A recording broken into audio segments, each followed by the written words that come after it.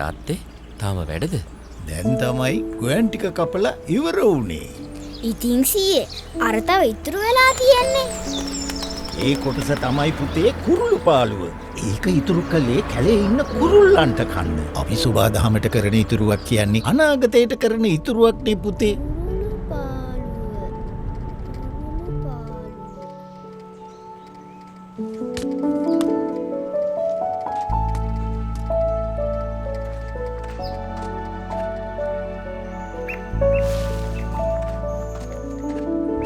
අම්මේ අපි මේක බෙදාගෙන කමු. අර ගෙඩියේ ඉදිලා නැද්ද? ඒකත් ඉදිලා. ඒක අපේ කුරුළු පාළුවටනේ. අපි සුබාදහමට ඉතුරු කරන්න ඕනේනේ. පුංචි සිතක සිතුවිල්ලක් සදයි ලොවට සැනසිල්ලක්. සුබාදහම වෙනුවෙන් කරන පුංචි ඉතුරුවක් කියන්නේ තිරසර හෙටක් වෙනුවෙන් කරන ලොකු ඉතුරුවක්.